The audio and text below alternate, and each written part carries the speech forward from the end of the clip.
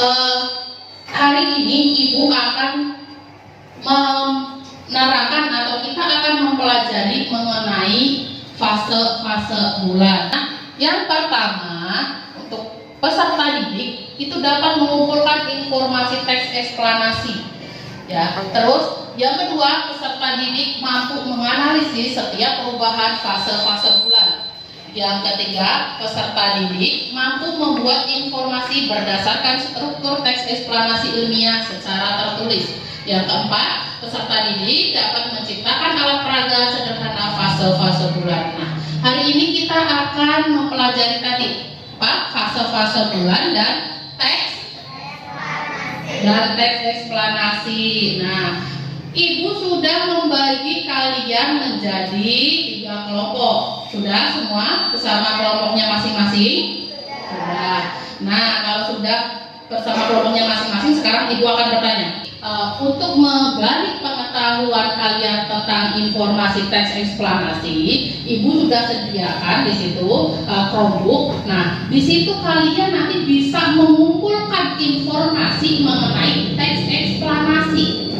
Nah, silakan kalian buka Chromebooknya masing-masing, kalian lihat, kalian cari di situ lewat Google Chrome. Nah, cari definisi atau pengertian tentang teks eksplanasi. Kalian kumpulkan informasinya, kalian catat.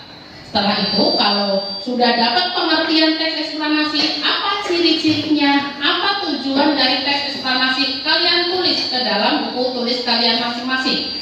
Jadi kalian mengumpulkan informasi ini nanti, kalian sampaikan nanti yang kalian temukan. Siap? Ibu kasih waktu 5 menit untuk mencari mengumpulkan informasi yang kalian dapat dari Google. Ayo. Di sini Ibu punya PPT mengenai teks eksplanasi. Pengertian dari teks eksplanasi atau definisi dari teks eksplanasi adalah teks yang berisi penjelasan mengenai suatu fenomena atau peristiwa, baik fenomena alam maupun fenomena sosial yang terjadi dalam kehidupan sehari-hari. Betul tadi yang dikatakan di kelompok 3 tentang pengertian teks eksplanasi. Nah, fenomena alam yang dimaksud bisa berupa tanah longsor, gempa bumi, gunung meletus, kebakaran hutan, proses terbentuknya pelangi dan sebagainya. Sedangkan fenomena sosial yang dijelaskan di teks eksplanasi antara lain bisa aksi demonstrasi, tawuran, perang, dan lain-lain.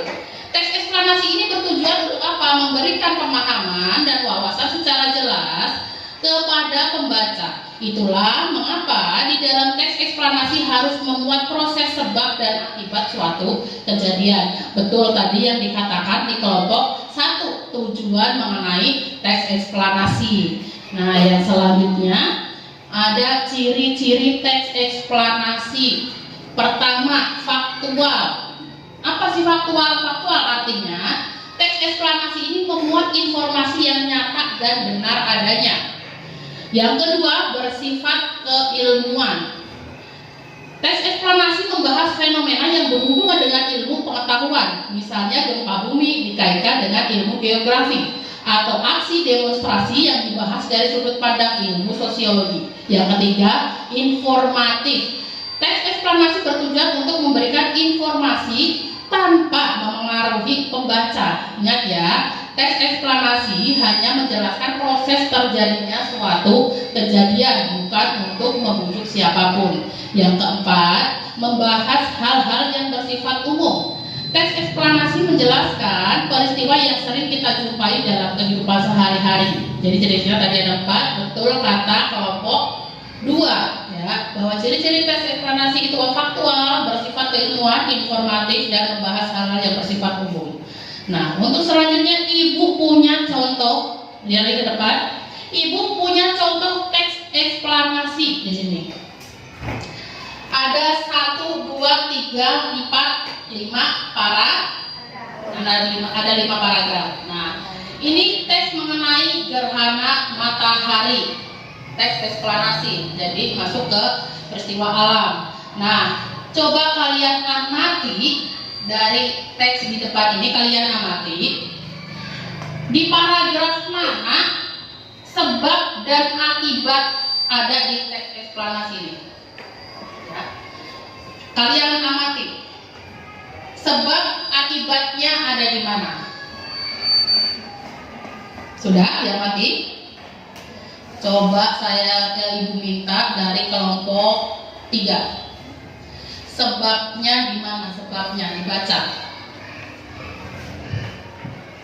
Kalimat sebab ada di paragraf 2. Terjadinya gerhana matahari disebabkan oleh bayangan yang dibentuk bumi atau bulan saat keduanya ada dalam posisi sejajar. Gerhana tersebut akan terbentuk sebagai akibat dari cahaya matahari terhalang oleh bumi atau bulan. Beri tepuk tangan sekali lagi untuk teman-teman kita. Oke, pintar ya. Siswa-siswi Ibu mah pintar-pintar. Nah, sekarang kita cari akibatnya dari teks eksplanasi di depan.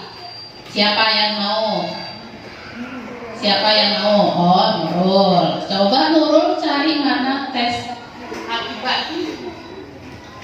Kalimat akibat ada di paragraf 4. Gerhana matahari akan terjadi saat bulan berada di antara matahari dan bumi. Ketika terjadinya fase bulan baru, mulai dari gerhana matahari sebagian, gerhana matahari cincin, sampai menjadi gerhana matahari total yang mengakibatkan bumi menjadi gelap gulita. Pada umumnya, gerhana matahari total terjadi selama kurang lebih 6 menit dan saat siang hari. Beri tepuk tangan. Beri tepuk tangan untuk Nurul. Oke, pintar sekali. Jadi kalimat tadi sebab itu ada di paragraf kedua. Terus kalimat akibatnya ada di paragraf keempat. Oke, semuanya pintar-pintar ya anak-anak Ibu. Nah, dari teks PPT tadi kalian bisa menemukan antara sebab dan akibatnya. Coba lihat, oh tuh benar kalimat sebabnya. Ini kalimat sebab tadi benar kata Aira kelompok 1, dan ini kalimat akibatnya benar tadi kata Nurul ya. Kelompok berapa tadi Nurul? Kelompok 2. Berarti hebat-hebat anak Ibu, pintar. Beri tepuk tangan sekali lagi.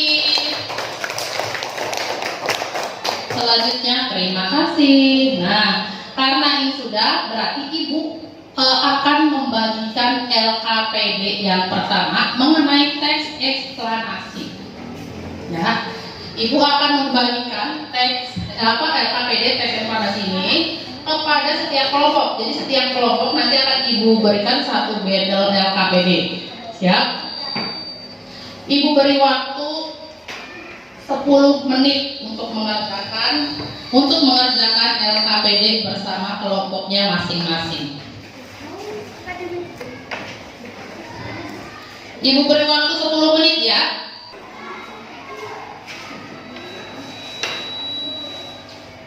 Yang sudah boleh dikumpulkan ke depan.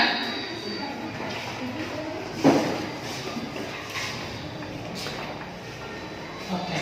Nah, untuk selanjutnya kalian buka atau lihat lagi Chromebook-nya. Kalian buka YouTube-nya. Kalian buka Chromebook-nya, kalian buka YouTube-nya. Nah, dari YouTube cari mengenai fase-fase bulan atau peristiwa fase-fase bulan. Dari video tersebut kalian amati videonya, kalian tulis informasi yang ada di dalam video tersebut. Paham? Sudah dicatat informasinya? Kalau sudah dicatat informasinya dan melihat video pembelajaran di YouTube, Ibu akan membagikan terlebih dahulu LKPD yang kedua. Nah, LKPD yang kedua Ibu bagikan dulu untuk kelompok 1.